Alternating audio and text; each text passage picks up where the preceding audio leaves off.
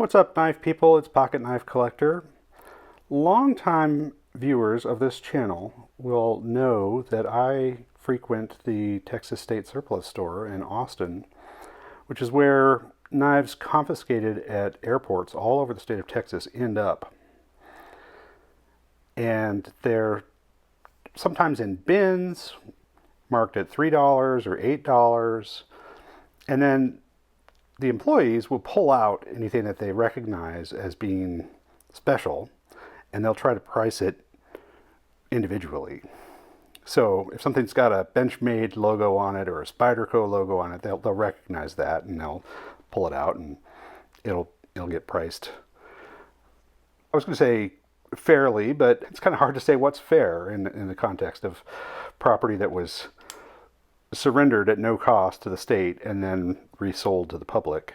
They certainly turn a profit at any price, but just about. I mean, they got to pay for their, facilities and their staff. This is a knife that they pulled out and that they recognized as being not just a cheap gas station knife, but they really weren't sure how to price it. And I've been going there for a long time, so the staff know that I have a strong interest in knives and that I, know maybe a bit more about knives than your average Joe. So they showed it to me and they said, "Hey, do you know anything about this knife? What do you think?" And I said, "Well, it looks like a custom. I'm not familiar with this maker, Kilby." Now there is a Keith Kilby. I've seen his knives before on Arizona Custom Knives. He's had a page there for a while. He makes mostly fixed blade knives, but that's not his logo, right? Turns out this logo belongs to a guy named Paul Tony Kilby, who is a custom knife maker. He's been in the game for a while now, but was not somebody I was familiar with. And I guess he had a website at some point, but right now, the only information I can find that seems to be coming from Kilby himself is on social media. He's got a Facebook group and a Instagram, and there are photos there of knives that Mr. Kilby has made, and you see him and his colleagues and his family in photos, and he goes to knife shows and displays his work. And I found actually this exact knife from a 2022 social media post. There were a few photos of it. I don't know what it originally sold for, and the people at the Texas State Surplus Store really weren't sure how to price it. I don't remember what we agreed on, but it was very reasonable. I'm sure that I paid a lot less to get this knife from them than it would be sold at a knife show. It is one of a kind. It is a custom. And whoever bought this and ended up surrendering it to the TSA was obviously carrying it at the time that they went through a security checkpoint at the airport and had to give it up. It does have some pocket wear on the clip here. It's a titanium clip. You see a little bit of, a little bit of wear, and they evidently used it. It's got a couple tiny little nicks out near the tip there of the blade. I'm pretty sure this is AEBL steel. And what really caught my attention and made me realize right away that this was a custom knife was the depth of that hollow grind. That's a really dramatic grind. Look at that. Cool. Titanium backspacer, titanium liners, no steel insert on the lock bar. And because this thing has been carried and used, there is some wear occurring between the tang of the blade and the lock bar. And so there's a little bit of lock stick, and you can hear it. Hear that crunch when I disengage? Yeah. Other interesting features of this knife are the really prominent flipper tab that becomes a cross guard. And then we've got this interesting orange material that's contoured for the handle scales. I like this knife quite a bit. And I was pleased to see that Kilby was collaborating with Mechforce. And they were making a flipper. Now, I've already busted into this box. I ordered this from Lamnia, which is in Finland. They had this knife for a lower price than most of the US retailers, and I don't know why that is, but it was enough of a discount that I ordered it from Finland, and it shipped quite quickly. I've been very pleased with the handful of purchases I've made from Lamnia. It comes in this sort of Pelican style case, which does have a rubber gasket around it, so it is water resistant. And it's got a couple of tabs. And there's the knife. And there was no paperwork. I mean, all that came in the box besides that box was the Mechforce sticker here, right, which looks like that. Right. Now, Mechforce is not a company that I know a lot about. I try to do a little bit of research on them in preparation for this video. It looks like they've been in business since 2014. They're headquartered in Pennsylvania in the United States, and their page on this knife says that it is partially made in Pennsylvania. I'm pretty sure that they have a Chinese OEM who's doing some of the production. I don't know who it is, but it's very nicely done.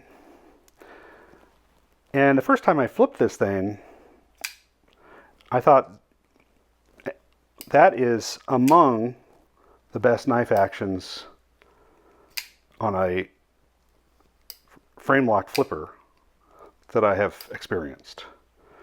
And I was out of town. I was actually visiting family, and I knew that Lamnia was going to ship it pretty quickly, so I had it shipped to a relative's house when I bought this thing. And when I opened it up, and I did record that, but the audio quality was not so good, so I'm not using it.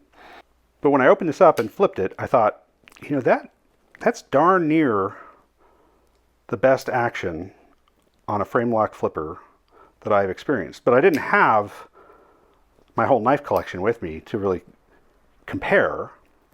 And I've gone back and looked at my other frame lock flippers, and yeah, sure enough, it's very, very nice. It's better than sort of a high-end Wii, or high-ish end Wii. It's a lot better than some zero tolerance knives.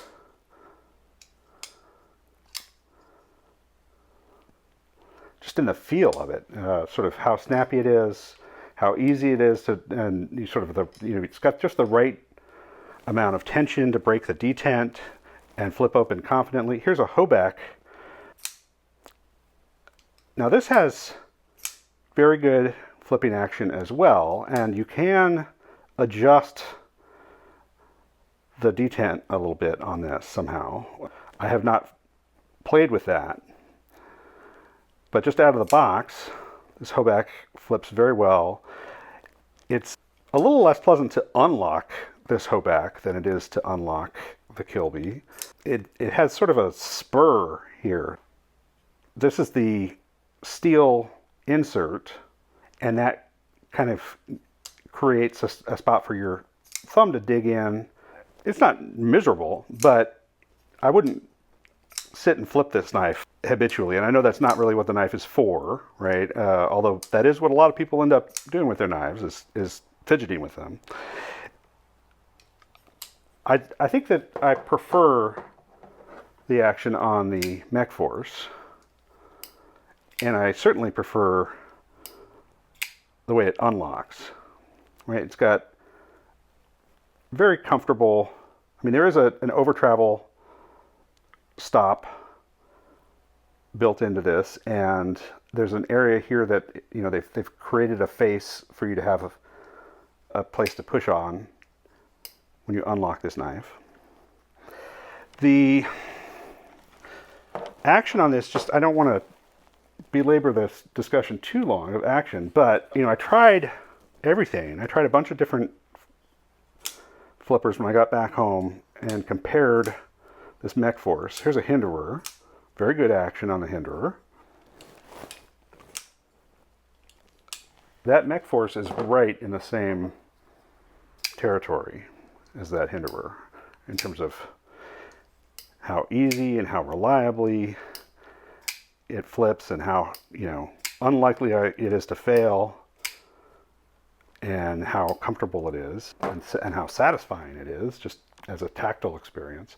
The only knife that I have that seems to have a better flipping action, and I'm reluctant to admit it because I don't love this design, but this ZT model 0223 has just about a perfect action.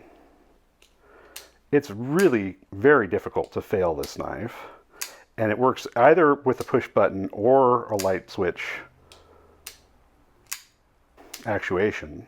It's just perfectly balanced. It's right there where it's going to swing open and lock and give you nice, good lockup every time. So I can say, having really tested it, that the Mechforce is not the best knife in my whole collection in terms of action, but it is right up there. It's in the ballpark of the very best for sure. It is integral. This model is called the Shard, although it does not say that anywhere on the box. It just says integral, as if that were the model name. But on the Mechforce website, it's identified as the Shard, and in most retail websites it's listed as the Shard. And it comes in a few different color combinations.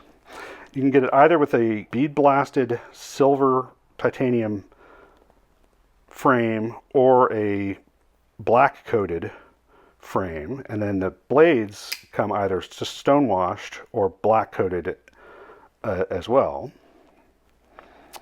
And they're hollow ground, but it's not as dramatic of a hollow grind as the custom Kilby that I have. But it is a nice hollow grind. It gets very thin behind the edge. The jimping on the spine here is chamfered, and it does not really provide much grip.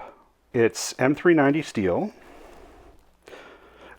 They described this as a Japanese tanto, and I guess, you know, it does have a curving line both on the tip and on the belly of the blade, as opposed to more straight lines like you'd see on what we would recognize as an American tanto. But I'm not sure that I would quite call this a Japanese tanto, because it does have a pretty abrupt change of angle right there, and creates a secondary tip, which is what I would consider characteristic of an American tanto.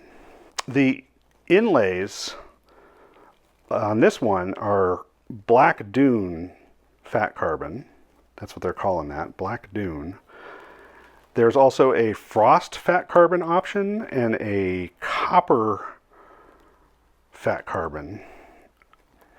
And I discovered that on Kilby's website, they sell just the inlays, in addition to selling the knife with all the different configurations. So if you wanted to change the inlays on the knife, you could buy just a set of inlays. Nice large pivot. We do have a steel lock bar insert. I think the carbon fiber scale is what's providing our over travel arrestor here. And we've got a milled titanium pocket clip. And I don't have too many integrals. You know, most of the integral knives I have are from Lion Steel, and Lion Steel does make some titanium integrals, but the ones I have are mostly aluminum, like this SR11, I believe this is model, and then I've got the rock, right, which is also integral, but that's aluminum as well. These typically go for over $400, which seems to be in keeping with most of the product line offered from Mechforce. And there's things that start in the high 200s on their website, and then there's a lot of stuff in the 300s, and then there's a fair amount of stuff in the 400s. They seem to be staking out that premium space in the knife market, and that's appropriate for the build quality we're seeing here. It's a similar price to what you would pay for a Hinderer or a ZT or a Hoback, and it's certainly competitive with those in terms of fit and finish. Let's quickly do some size comparisons. The shape of this thing reminds me a little bit of the ProTech Malibu. This one is in a reverse Tonto blade as opposed to the Tonto of the Kilby. Kilby has a little bit more reach and a little bit more real estate on the handle.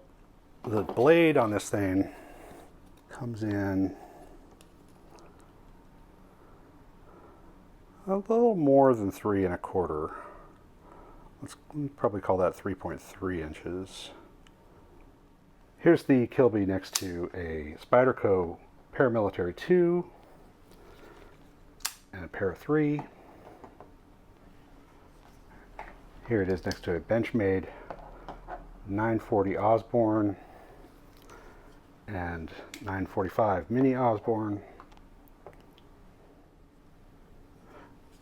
Benchmade Bug Out and Mini Bug Out.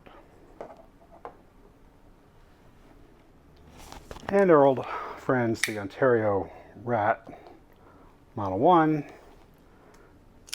and Rat 2.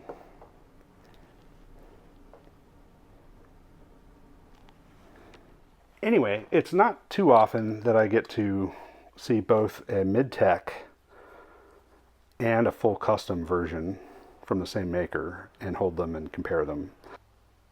They're really not all that comparable.